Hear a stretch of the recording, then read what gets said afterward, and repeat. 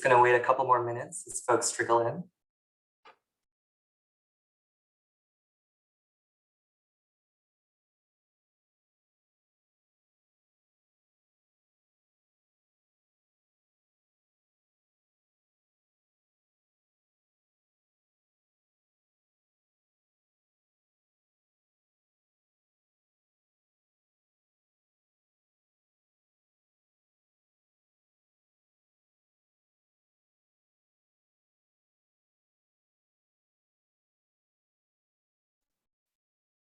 All right, I think we're good to go. So hey all, thanks for taking the time out of your busy day to join Open Finance's first Trans Day of Visibility panel today. My name is Max Burnell. I use they, them pronouns, and I co-chair the marketing committee for Open Finance. And for folks here who are new or wondering what Open Finance is, we are a nonprofit volunteer network that combines the expertise of our member firms to drive forward LGBT equality and diversity. We meet on a monthly basis to share best practices and promote inclusive working networks, engage senior management and allies, as well as coordinating events and philanthropic activities. If you'd like to learn more, please visit our website and socials, which are in the comments. And today's panel is really embodies so much of what we aspire to do here at Open Finance. It's representative of the power that this network here of LGBT individuals and allies has in building community through empathy, listening, and sharing best practices. And as a non-binary person myself, I'm so excited to see the community get together to elevate trans and non-binary voices today. And with that, I will pass it off to Stevie Mans. Thank you, Max. Hello, I'm Stevie Mans. My pronouns are she, her, and they, them. I'm delighted to be here today on Trans Day Visibility for the first event that Open Finance has hosted in honor of today. And in fact, one of the few events that I myself have seen across the finance industry that hosted and chaired by individuals who all identify as trans and or non-binary. It really is a milestone, and I'm very proud to play a very small part in today. And I say very small, I've been putting my feet up in just a few moments. But before I do, I would like to tell you a little bit about the Open Finance Trans Non-Binary Intersex Group. There's a mouthful. The Open Finance Trans Non-Binary Intersex Group, I will call it TNI from now on, is a monthly meeting for trans TNI folk and for people who are questioning their gender identity to have a safe space to discuss issues they faced at work and anything else they'd like to discuss in a trans-centric space. People who identify as TNI and or are questioning their gender are welcome to come and join us. We meet the third Monday of every month at 6 p.m. EST. Be prepared to come with a gin and tonic or a beer of your choosing. And you can email openfinancetni@gmail.com, and those details are going to be in today's chat. On a personal level, this group came at a really good time for me. It's a very new group in its infancy stages. As I began my process to come out at work as non-binary, it was the first time I had joined a space, albeit virtually, where everyone had their own journey with gender, and it was a space to discuss the issues that I was working on or facing in the workplace. I found it to be a great group of people with whom to network and problem solve on a micro level personally, and from a more macro perspective as we consider healthcare benefits and policies available for TNI folks across the industry in a broader effort to improve them. With that being said, I'm delighted to hand over to today's moderator, Marisol Sternke. They are the co-chair of Open Finance Best Practices, and they are the TNI group. Marisol, over to you. Thank you so much, Max and Stevie. I'm very excited about the discussion we're going to have today. Gender identity, how one feels internally about their gender, is such a nuanced and individual experience. But unfortunately, society views gender as a box to put someone into, instead of a personal understanding one has of oneself. Some of our panelists may have gender journeys and experiences that don't neatly fit into modern society's gender boxes.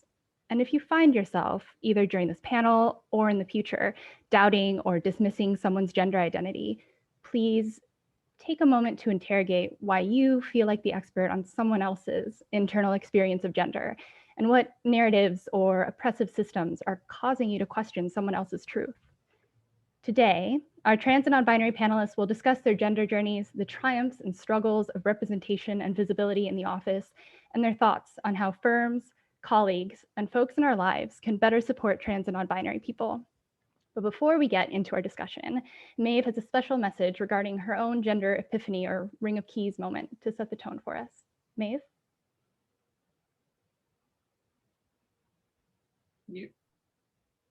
Very happy to be here today, and I welcome all the other panelists.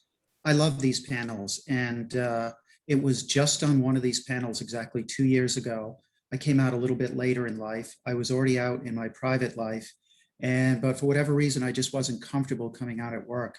And my company, Goldman Sachs, had a panel about how to make the workplace more welcoming for transgender people. And there were panelists from outside Goldman Sachs and panelists from inside the firm. And I just felt my resistance to being out at work just melts during that meeting. I felt such empathy with the panelists. So these panels can really help people that are maybe questioning where they're at in their journey. It also can save lives. As we well know, there's a higher suicide rate in the transgender community, and it's in everybody's interest to find out who they are as soon as they can. And I'm just delighted to be here, and I'm hoping we can help some transgender people. Thank you, Maeve. And yes, a special hello and welcome to our trans and non-binary attendees, especially the ones who are not quite out to themselves and others in their life. So let's do a quick round robin of intros from everyone else. Please state your name, job title and firm, gender, and pronouns. Actually, Maeve, did you do a full intro? I probably didn't. I'm Maeve DuValley. I work in corporate communications at Goldman Sachs. My pronouns are she and her. As I said, I came out at work roughly a couple of years ago. Awesome. Erica, how about you? Yes, thank you so much. Erica Cervetta. I'm a director at BlackRock, and I've been at the firm coming up on 23 years. I go by she, her pronouns, which wasn't relevant until about 4 years ago. So looking forward to the rest of the panel. And Chris? I'm Chris Mosiah, VP Software Engineer at JP Morgan. I work in corporate technology. I identify as non-binary. My pronouns are they, them. And Adele. Hi, everyone. My name is Adele Ressa. I'm a senior manager in tax technology and transformation for Ernst & Young. Mostly work with the financial services industry. You will see I did not specify my pronouns, but I'm really pronoun neutral, if you will. Mostly people call me she, her. That's okay. But sometimes I get referred to as sir or dude, and that's absolutely fine. But I personally identify as a trans man, so as a man, but I haven't quite transitioned physically yet. So I'm at that stage of the journey. Yeah, and that's actually an interesting note that I'm sure we'll talk about later. Some men and women who are transgender choose not to medically transition and only socially transition, right? So there are a lot of different ways that gender ends up playing out in real life. Maeve, going back to your ring of keys and gender epiphany moment that you were talking about earlier, can you tell us a little bit more about your gender journey? Sure. About my story is a little bit different from some of the other stories that you hear. I really, until very recently, was not consciously aware that I was transgender. There are some things that in retrospect, I didn't really like much about my body, didn't really like myself all that much. I identified more with women, but I just kind of thought that's the way I was, and I didn't really question that. And I had a sudden, about 2.5 years ago, I just had this sudden realization that I wanted to wear makeup and dress like as a woman, and I stress tested that for about a week, and it really rang true to me, and my life has changed in a more positive way ever since. Thank you so much for sharing that. Erica, if I remember right, you also have a gender epiphany or ring of keys moment that is pretty interesting. Yeah, mine's probably more the traditional. I'm probably like some other folks in the audience. I knew at an early age there was something a little bit off with me, and I couldn't quite put a finger on it, especially back in the 70s and 80s. You didn't want to act on what you felt, right? So that was thing one. So probably as early as age 3, I knew something was going on. Fast forward to when I was in my 20s.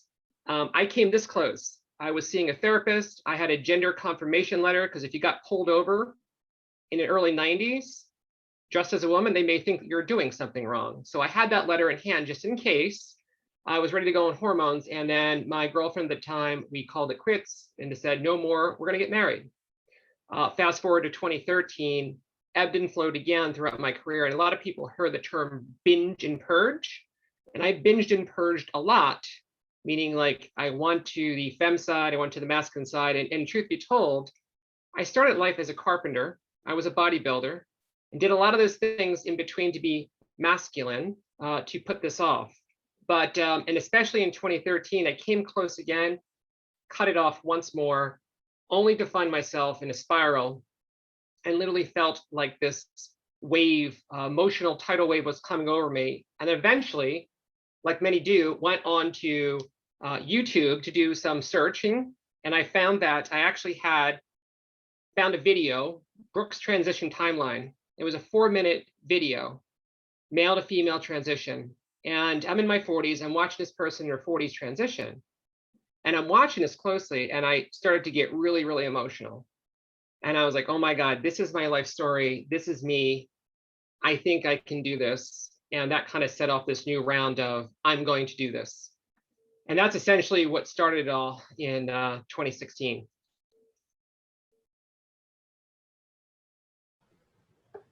Thank you so much for sharing. I realized that, Maeve, like you, I didn't fully understand my gender identity. And also like you, Erica, I tried to like hyper feminize myself, natural people pleaser.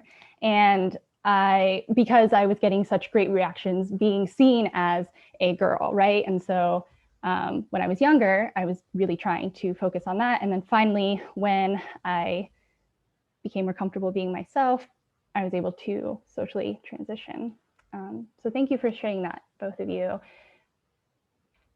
Dele, you mentioned it a bit in the intro, but can you go back and tell us how you understand or define your gender?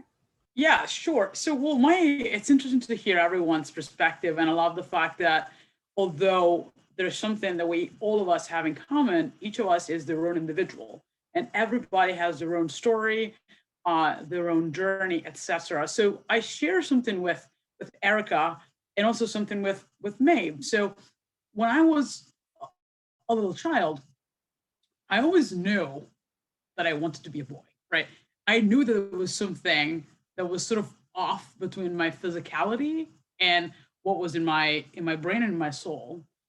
You all should know that I come from a small town in southern Italy, so it's very conservative. I was born 33 years ago, so conservative, Catholic. None of these discussions were going on around me. So imagine I was this little child. I knew that there was something up, but I couldn't talk about it with anyone, let alone my parents. I didn't think that anyone would have understood. There was a concept of gay and straight at the time, and I knew it was taboo to say, oh, I like my schoolmates who are girls, right? So I kind of stayed closeted, but I understood there was something else. Now, as a child, you sort of strip away all these prejudices. So in a way, I was sort of going out to my parents and my friends saying, I don't want girls' toys. I don't want to wear pink. I would have birthday parties with my friends over. If they would come over with a doll, I know the stories because my parents tell me, they were like, we were so embarrassed by you, Adele. You were 5 years old. You were unwrapping your gifts and you were throwing them away because they were dolls. And I would say, this is a girl's gift. I don't want that. So there was definitely something. But anyway, flash forward is the advent of the internet. And then I was still living in South Italy, and I quite didn't know what was going on with me. I started doing research. And one thing that sort of opened my eyes was a series that everybody will know here, which is The L Word. And I did research, and all of a sudden I landed on gender identity disorder or gender dysphoria. So I was like, ooh, tell me more about this. So I started researching, and that's when I had the epiphany, and that's when I link up with May. I was like, oh, so I am actually not gay. I am transgender. Okay, cool. How does this work? I did my research, etc. And it only I was only able to explore this and confirm it more professionally when I moved to London. So flash forward, we're talking about when I was about 25, so 2014.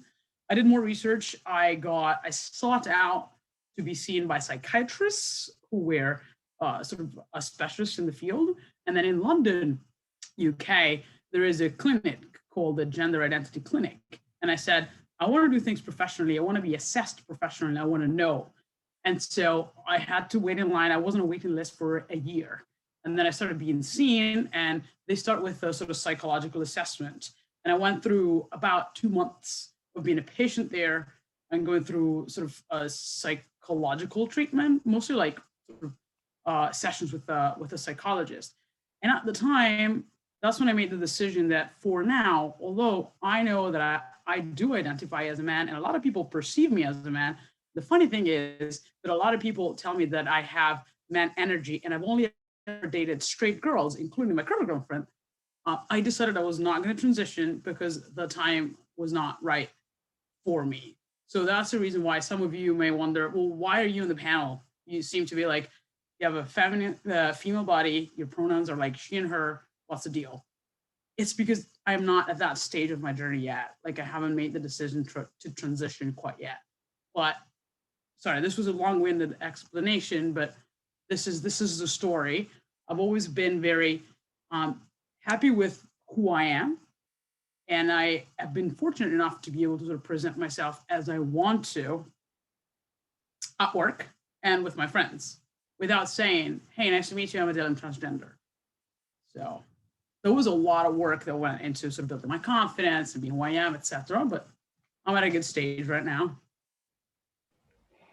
Thanks for sharing that, Adele. I also feel like cisgender society has kind of done a disservice to us by telling us you can only be a binary transgender person if you tick off all these boxes, and if you have your psychiatrist note and you are taking hormones and you have whatever surgeries. Like, to me, gender, as I was saying earlier, is something internal and something that like only we understand. I mean, or don't be if you're agender like I am.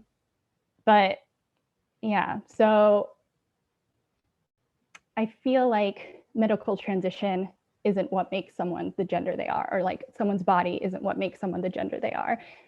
I also know that medical transition saves so many lives and is so necessary. So, you know, gender's complicated. Chris, later on, we're going to talk about how you transitioned at work when we're in that part of the panel. But can you tell us a little bit more generally what your gender journey has been like and how you understand or define your gender? Yeah. So as I mentioned earlier, I identify as non-binary, and my upbringing was similar to Adele's, right? Just hung out with more of the rougher, tougher crowd as a child. My toys were Thundercats and G.I. Joes and, you know, Transformers.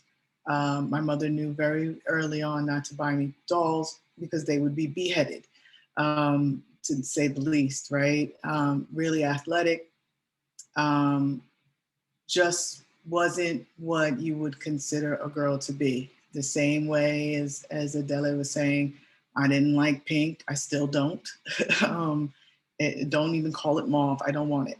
I think as time grew and how I grew, I never became okay with it, right? And a lot of times people who are raising you will say, you know, give it time, they'll grow out of it. Well, I never did, right? I've always been me. And then I joined the military where I really couldn't be myself fully because I was in during Don't Ask, Don't Tell. So I had to try to be a little bit more feminine. That was a struggle. It's a lot like putting on heels. Like you see a little child putting on heels and falling all over the place. It's like that. You could tell it just wasn't who I am and what I felt inside. Fast forward a little bit past that, and I came out as a lesbian, where it allowed me to be myself. Now, here's where it got tricky. All of a sudden, I now am put in certain boxes: tomboy, stud, right, butch. And And these boxes aren't really for me, right? These boxes are for other people and their comfortability. And so those boxes became uncomfortable for myself. With that being said, I, in 2019, on the Chase float, came out to my Pride family as non-binary after meeting someone who was non-binary in my LGBT veterans group. And being around that person for about 2 years, I understood that's exactly how I felt.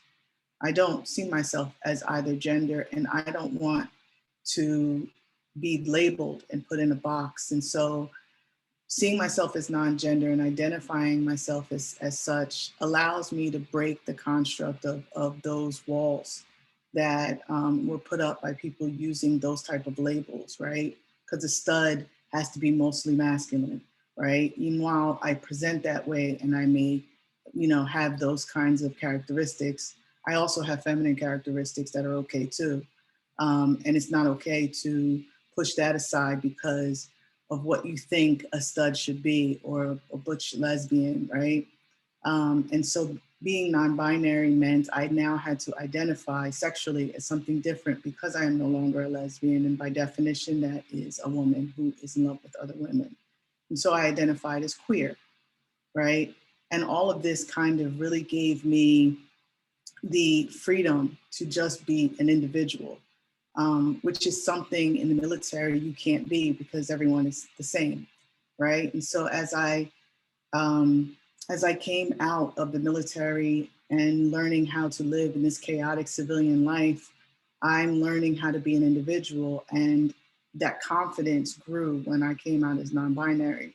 So I don't identify as either genders, let's say. I'm right in the middle of that spectrum. Yeah, thank you for sharing all of your story, Chris. When I think of gender, I know that typically it's represented as like a straight line.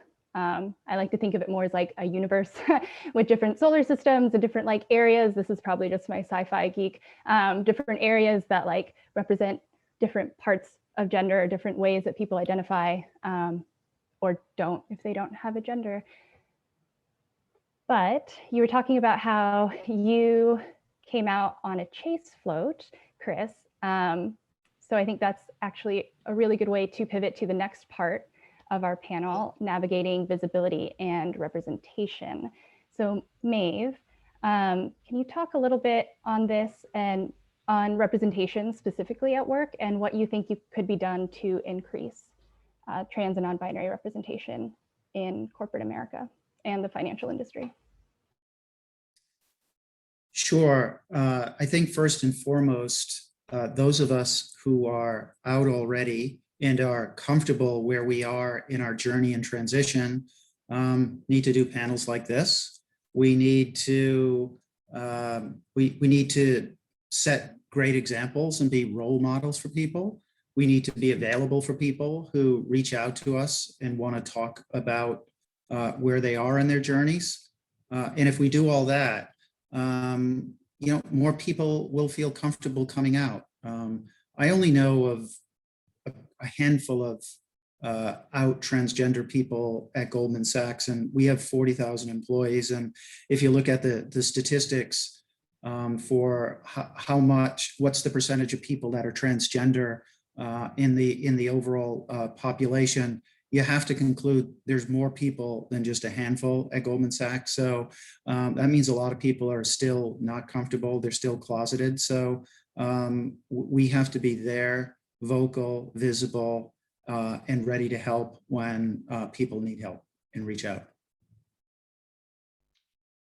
If I could chime in for a second on that comment, yeah, I think it also comes down to us doing some work within our firms by way of recruitment. And I know a number of firms here also participate in events like Out for University, Out for Tech, Lesbians Who Tech. I think we need to do a better job of helping to recruit some of those folks in our firms. And as I see more folks like us, then are more likely to join our firms too. So that's just some ideas for those other folks in the audience tonight as well. Yeah. By the way, Chris, I just haven't mentioned something. You said you play with Transformers. I used to joke and say I was a Transformer more than meets the eye. Love it. I love it. That's awesome. Sorry to butt in, but I wanted to sort of add on to what Erica says. I think that, corporations, the private sector can have massive influence on everyone's lives and on the public perception as well. So in the history, yes, there have been a lot of advocates, think of like Martin Luther King, right? But the private sector right now has the ability to swing the scale, right? And we should be out there giving back to our community, right? So we're lucky enough to be part of firms like, BlackRock, GS, JP Morgan, EY. They're incredibly inclusive and make a lot of effort to be even better at diversity, equity, and inclusiveness. But it is honestly also our own responsibility to be out there and be available to the people who need that. And one more thing I would like to say, I think the role of allies is key. And I know that all of our firms have an ally program, but I promise you that without allies, we wouldn't be where we are, women wouldn't be where we are, people of color wouldn't be where they are, etc. So allyship, in my opinion, is very important. And I know that at least at EY, we have a bunch of very strong allies that were the ones who actually helped build the incredible transgender inclusion policies and mechanisms that we have. So allies. Yeah, I definitely agree with everything that you all have said. I also think that we need allies, we need the firms to like change structurally and to do more to change culture, right? Because yes, we can help people one-on-one, have groups like TNI, but also it can't all be on us. Like that, we're already transgender people living in the world. Like we already have a lot on our shoulders. So I just wanted to throw that in there as well. Let's see, Adele, can you tell us a little bit, you've already mentioned your pronoun indifferent. Can you tell us what trans visibility is like for you as someone who, as you mentioned, is usually using what people consider to be female pronouns? Yeah. So it's interesting you should ask this question because today there was another instance where somebody I work with reported to me a question that was asked to them about me. So there's people who wonder about my gender identity and the pronouns that I use, but they don't have, for some reason, the confidence to come and ask me, right? So I present myself to everyone just like you are seeing me now. So I'm wearing like a hoodie now. I'm wearing nothing that belongs to a woman's closet. I shop in mail store, I shop in the mail department, etc. So the way I present myself at work and everywhere in life right now is what I would say. It's pretty straightforward. Allow me to pun. So you see me, I choose everything that is masculine.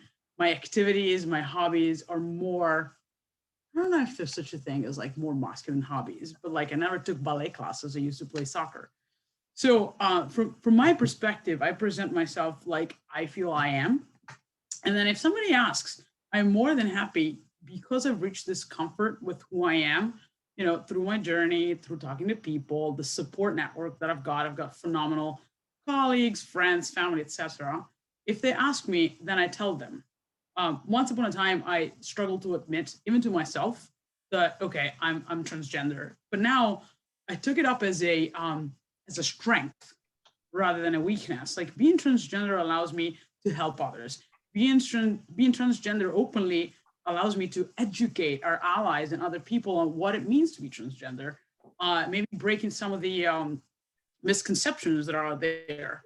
So I'm just myself. If people ask me, I will openly say, I identify as a man. You can call me whatever you want, maybe not names.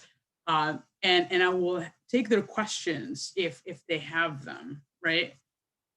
So this is me. And then I've been lucky enough, once again, the private sector outside of Italy, which is very conservative, but in London and in Switzerland and in New York, where I have worked and lived, everyone has been very accepting of the way I portray myself, the way I am. If they ask me, what did you do during the weekend? Like I hang out with my girlfriend, that's absolutely fine.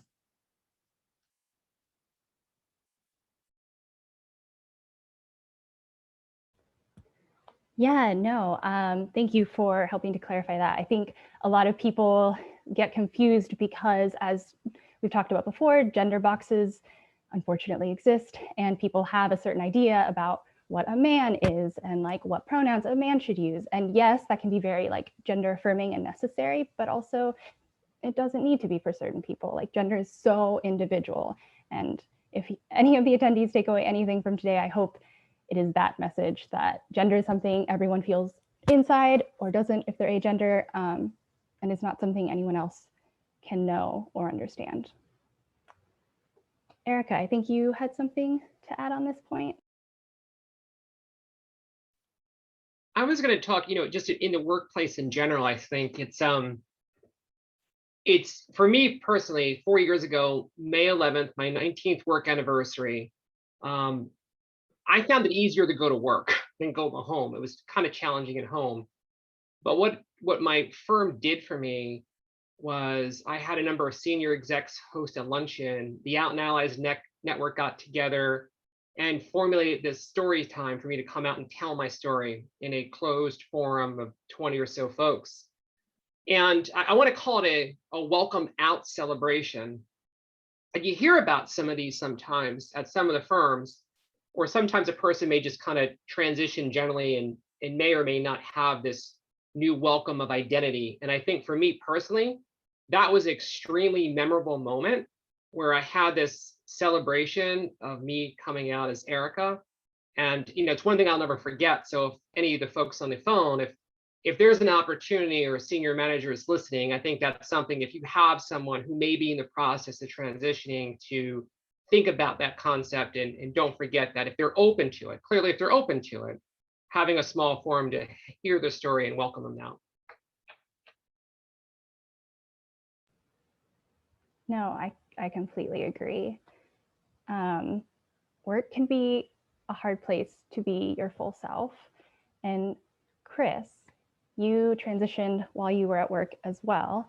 What has your experience in the office been like pre versus post coming out? I think the irony is it's actually easier now. And let me clarify why. When I first got to the firm, I don't actually fly under the radar, right? This is pre-pandemic, so you can actually see me, I'm in the office. And I would go to work in suits. I only wear menswear. I only know my size in menswear, right? And so I think that made some people uncomfortable. There were some other parts of me also that may have made them uncomfortable, right? I had locks down to my waist. I am what they perceive to be a woman, and I'm in tech. I'm also Black. So I think that there was just like a multitude of things that just made people uncomfortable. And the forefront of that was that I wore menswear. And I still wear menswear, right? But there was a lot of talk. And because there was a lot of chatter, it was hard for me to do my job, right? I have to code, so I have to think.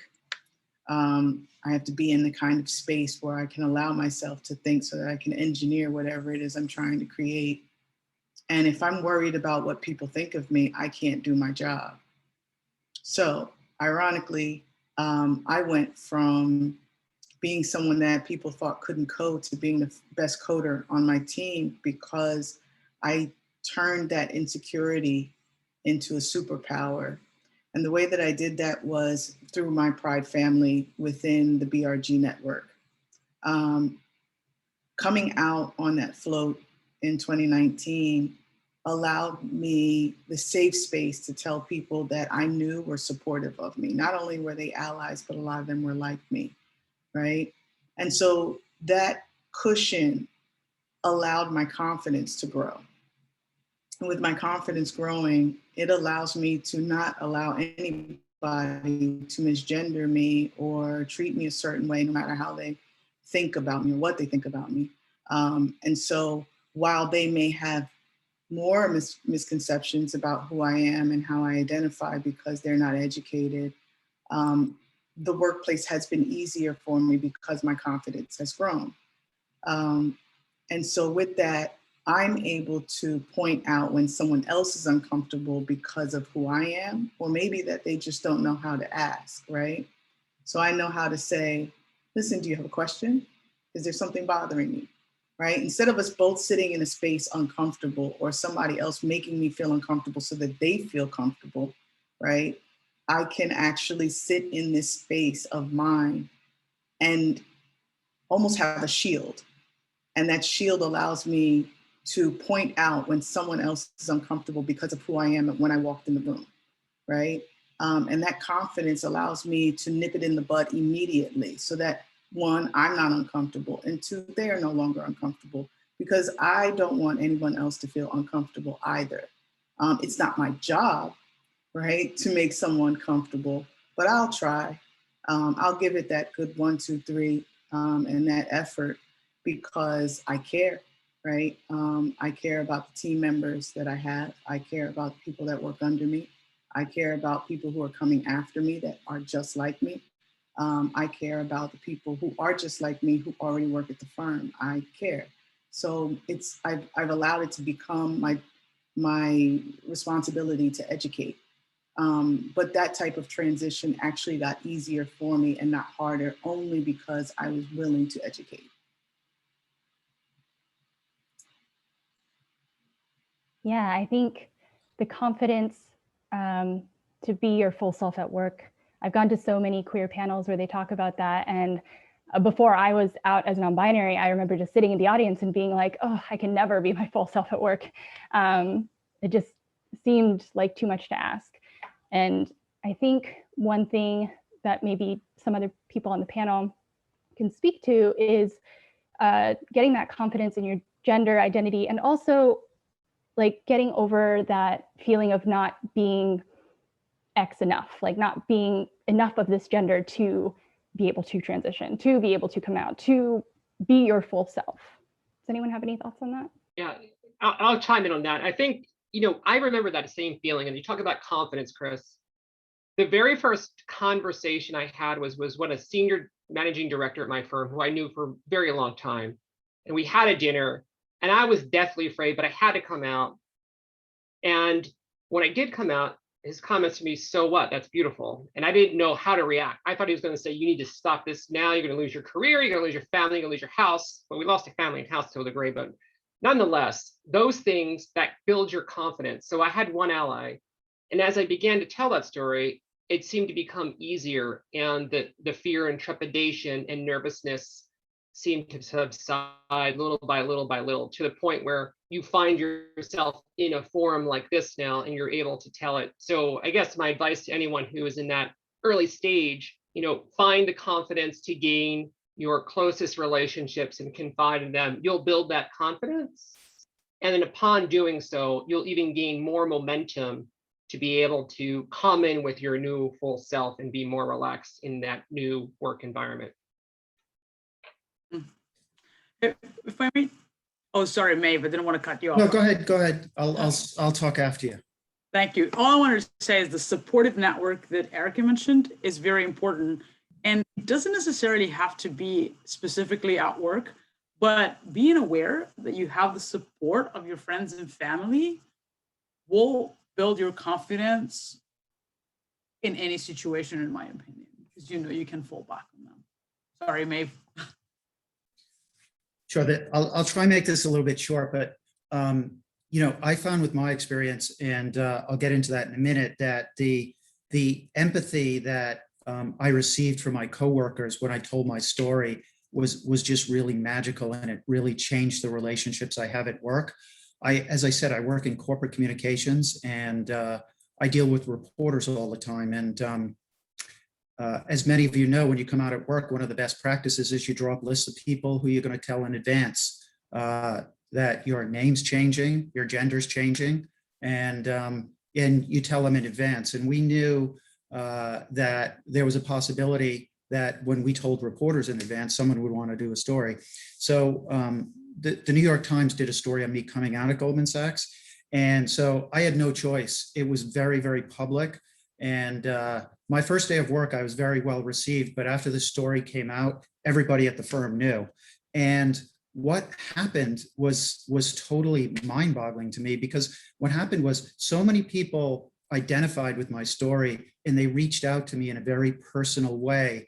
And we all know everyone in our industry is really, really busy. But when people pause and they identify, they empathize, and they express those feelings after hearing your story, after seeing your story in the paper, that's just incredible. And it's changed so many relationships that I have at the firm. It's strengthened those, and it's been wonderful. I guess in fairness, I read your story all over the news and on LinkedIn, etc. And I said, she is the one that we need to represent us on this panel. And I'm so glad that you accepted. And I'm so glad that you took it. And I'm so glad that you came out of work. So thank you. Yeah, the support that we can offer each other, especially other colleagues, is super important. But when it comes to like firm and company support, Erica, can you talk a little bit about what has been most helpful for you in terms of what your firm has been able to do, including like any sort of like cultural shifts or other things, and what could maybe be done better? Yeah, I think Adele hit part of this early on. Like, we were fortunate to be at some firms who get it, right? And I think we live in that luxury to a degree. And my firm, BlackRock, saw DEI, over 5-7 years ago, and started to dove into this realm across all facets, not just LGBTQ. So I think when I came out, I was the first one, right? So what do you do? And at the time, we were trying to figure out what to do. And I was really fortunate to work with their HR departments. And inside of doing so, we had to literally write a transition policy. Now, for those who don't have that or know that, you can go to the HRC or Out and Equal, and they have sample policies about some of those guidelines to get you started. And it's not uncommon to hear folks like this in the panel say, yeah, I was the first one involved to write or do those policy amendments, and have them posted to an intranet site so that other employees could see them or know about them, or help explain to managers of other folks who may be involved in that situation too. And it's not just us. We also have numerous workers who have children. So they're not visible. So they need to see this and understand this visibility as well too, because for them, they're dealing with a 13-year-old child who may be in that transition. They don't know what to do medically or surgically, or what's even possible in understanding. So that was like a first foray, and it really helped a number of people, including myself. So that's number one. Number two was, look, I'm pretty open and honest, and I say I had a number of medical and surgical procedures. I needed gender confirming surgery, right? That was for me, not for everyone, as we all know. But going down that route, you need to explore what you're covered, right? And come to find out, we actually had coverage in a sense. No one just ever tested it. So then going through that process of actually testing the waters with the insurance process, and finding the correct physician, surgical institute to do this and work with you, is a lot of collaboration. Again, having someone on the inside. As a result, we actually have other services now we've brought on board as a firm to help, not just with this, but people finding other needs for a specialized surgeon, right? So there needs to be more help internally. So that was an actual result that helped our overall benefits platform. And then the third thing was, we look to the Out Network, and our Out allies have done great efforts to try to gain visibility and momentum and hiring and benefits. But we also partnered with other employee resource groups. So in this particular case, we worked with our families at BlackRock, and we did a sort of survey among all members to say, okay, we have great benefits here, but what else could we provide or do? What else could we help to enhance your experiences? And it seems like every year we come up with more things, but when we worked this initial survey, we took that, and our heads were open to hearing what we came out in the results. I mean, we greatly changed the amount we provide for surrogacy, adoption, and in vitro fertilization. So some of those things were not there or present for the LGBTQ community, but it also benefited our heterosexual and cisgender community as well too at the same time. So in that sense, the collaboration of forces help to gain momentum and make amend and changes to policy overall. So just some insight if you're looking to help, have some more backing. So essentially, we partnered with other allies who weren't even in our allies network. Yeah, I wanted to pick up on that. Those are really good points, Erica. So we also have kind of playbooks for now, written playbooks for transgender people who want to come out, for managers, for allies. But I remember when I was coming out, I wasn't the first person to come out at Goldman Sachs, but talking to people in our HR department, and they said, and justifiably so, that because each person's experience and journey is different, the company themselves has to be dynamic, and they learn and get better each time they go through the process of helping a transgender person come out at work. So that experience is really good for the firm to help them get better at this. And in terms of the parents of transgender children, that's so true, Erica. We're trying, our transgender employees at Goldman Sachs are trying to bond more with the transgender parents of the parents of transgender children. And it just makes us all stronger. And for medical insurance, you're absolutely right. I came out when I was 57. I certainly don't need to know much about puberty blockers, but the children of transgender children need to. So, if we all work together, we can make the overall policies of the firm that much better. Yeah. And to that point, once again, the parents of transgender children are some of the key individuals and allies that, at least at our firm at EY, have helped shape these policies and have also helped my life better at the firm. So to Erica's and Maeve's point, I think I'm seeing a lot of Q&A and other side questions like, how can we be better allies? What can firms do, etc. One theme that seems to be emerging is lots of firms have established a transition team. So we have a toolkit to support individuals and parents of transgender individuals. There's a number of contacts. There's a whole sort of team that has been set up specifically to know everything about medical insurance, all sorts of surgeries that you may need, electrolytes treatment, hormones, etc. So the support and the collaboration from different pockets of the organization is very much key. And this is guidance that can be tapped by anyone, anonymously or not, parent or transgender individual. And I think it's very important that we collaborate to shape these policies in such a way that it benefits everyone.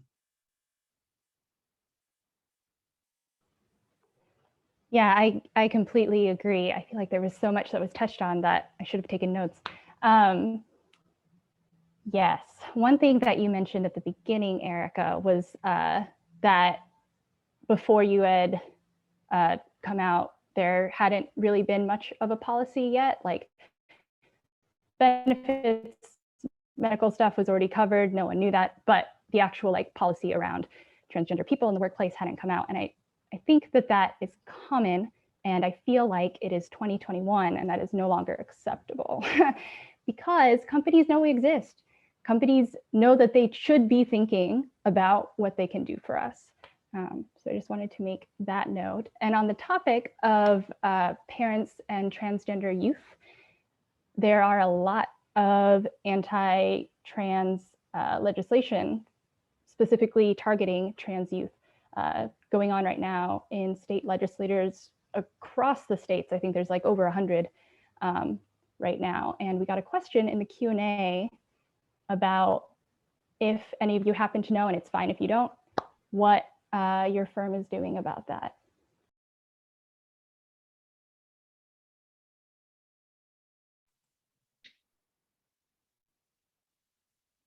I'm probably going to answer on behalf of a lot of people. We can't disclose or make statements or take positions on behalf of our company. This is a delicate question because you need to understand that also businesses for profit, and whilst we care a lot for our staff and want to be as inclusive as possible, there are some things that are delicate. So I submitted my answer to one of the Q&As, and I know that our firm is supportive, and we're part of the firms that sign those letters for like HRC to lobby and support sort of inclusiveness.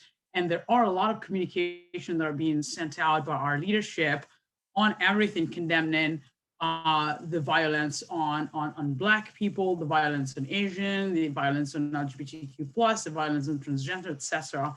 But an official position on the firm stating openly or condemning something, it's hard for, at least for some, and I don't know where I'm talking about for everyone, if I'm being presumptuous, but it's hard for us to comment on a question like that. Definitely do not. All of these are individual things. You are not speaking on behalf of your firm here. You are yourself an individual who happens to be transgender, non-binary. But actually, oh, go ahead. I recently, somebody from an organization called Athlete Ally, which focuses on this issue, recently reached out to me. It's someone on the board.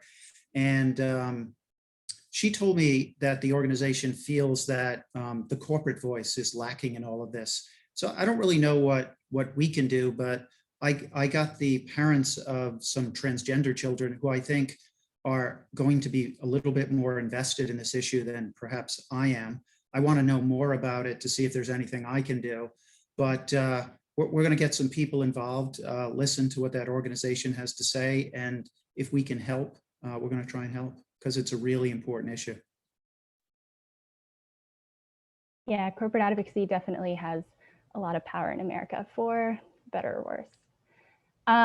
Let's see, before we go to Q&A, in one concise statement, can everyone, we do a round robin and say, what do you need from your allies? I know that there are tons of things, pick one. Advocate and educate. They need to be our voice when we're not there. They need to divulge between fact and fiction. And when we're not in a room, have them speak on our behalf in a positive light. Yeah, I would say the same thing. I think you hit the nail on the head. Support, but also be that voice, right? And you can't be a voice for anyone if you don't know how to arm yourself with the proper armor or the proper weapons, and that would be education. So you have to educate yourself first before you open your mouth to speak on behalf of anyone.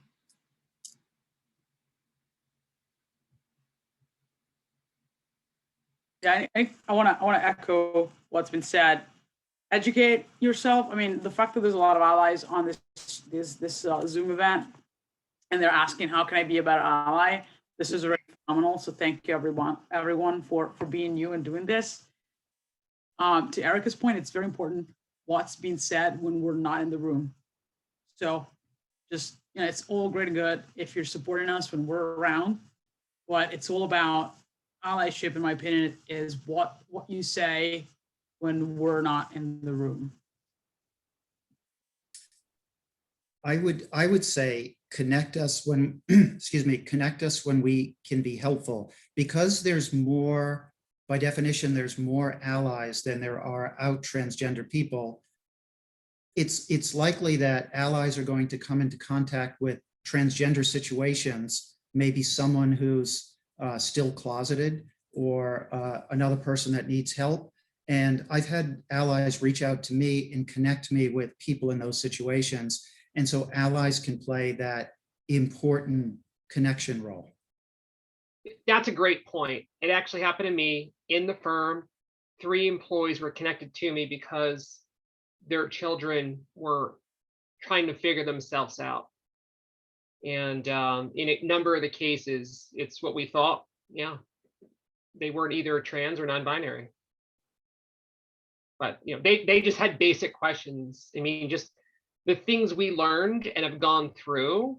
Now I was able to educate someone else, a parent in this particular, 3 parents in this particular case, and tell them, here is what I would do if I were you. And obviously the first step was to seek professional counsel, just to a gender therapist who's certified in understanding it in your own area.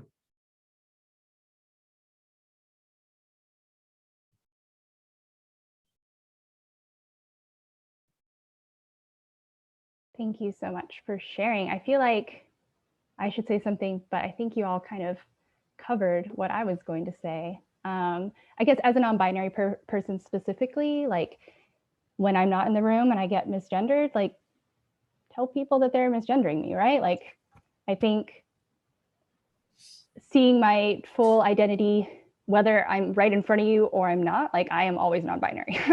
That doesn't change when I leave the room. So that would just be my little addition to that. I haven't had much of a chance to look through the rest of the Q&A. Let me see. Is there anything in particular that the panelists want to answer? Just on that topic of misgendering, I think it's, look, if you're new to this, if you're out in the audience and you're facing, I just came out or I'm going to come out, look, it's going to happen. There will be those circumstances where a close colleague or friend who's known you for a long time, I'm like, look, I was at the firm for 19 years at that period. And you're like, oh, I'm sorry. I get that. If there's a case where someone's doing it intentionally, and now this has happened outside of work. I mean, for me personally, I was like, look, we talked about this once or twice, like, you need to understand, like, this is who I am, and I respect my pronouns, respect my name change, paid a lot of money for that name change, but respect that too. And I think you need to be direct and tell them up front. So that can happen. Yeah, I think standing up for yourself when you are being misgendered is very important. And a lot of times people or any of us may fall silent. The uncomfortability of having it happen to you, and also the uncomfortability of that person and why they may have done it. But I always try to think that or assume that people don't have a malicious intent, at least in the beginning, especially when it comes to myself, because they're making an assumption about my pronouns. Now, if I tell you 3 or 4 times, you clearly, your intent is definitely not, coming from a good place. And I think that needs to be addressed. But I originally and ideally will come, dealing with someone assuming that person is coming from a good place and, they just maybe forgot. And a lot of times they catch themselves, I'm so sorry, I just got to wrap my head around XYZ. And that's okay, because when you correct yourself, you caught yourself, that means you're aware of what you're doing. Yeah, and mistakes are going to happen, but I agree. It does come down to, and the mistakes still have an impact, but it does come down to intent, especially after the 10th, 11th, 12th time that it has happened. Mm-hmm. Oh, I see we're actually at time. So one thing I wanted to ask everyone to share very quickly would be an example of a gender euphoria moment. So a time when you felt really affirmed as yourself. Before we end the day. I'll say this. I think I always thought about transitioning at work. And I had worked there a long time. And I said, I would never be able to do this in a corporate financial workplace. And near the latter part, or right before the situation that I did transition, I had to present on stage. And that first year I was up there in a 3-piece suit as a man presenting some technology. And then I started to go on my journey. The second year I'm up there on stage presenting with a ponytail, a burgundy jacket, and black jeans and earrings. And people are wondering what's going on with Sermon. And we went dressed down. Third year, I got to present in a dress, heels, long hair. And everyone was kind of surprised to see me up there on stage. And I opened up and I said, wow, have things changed over the past 3 years? And I just paused. And I said, no, not me. I'm not talking about change on me. I'm talking about the technology. And then I think at that point, everyone kind of laughed and I got an ovation. And I think that point for me was like fantasy became reality and it happened. That was the epiphany, like, wow, what I used to think about actually happened. So I tell it as a funny story, but it was a memorable moment, which I'll never forget.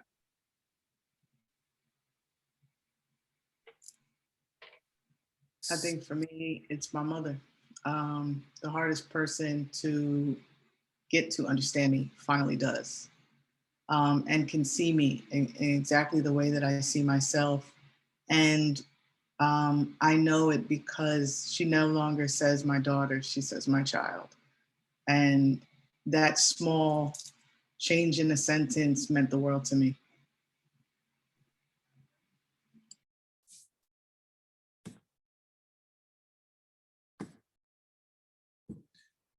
For me, well, it's really fun and it's really important to dress like I dress. It's really the internal that matters. And Marisol, you talked about that a little bit earlier. So about a year and a half ago, not too long after I transitioned at work, I went on a queer, sober women's retreat. And most of the women there, almost all of them were cisgender.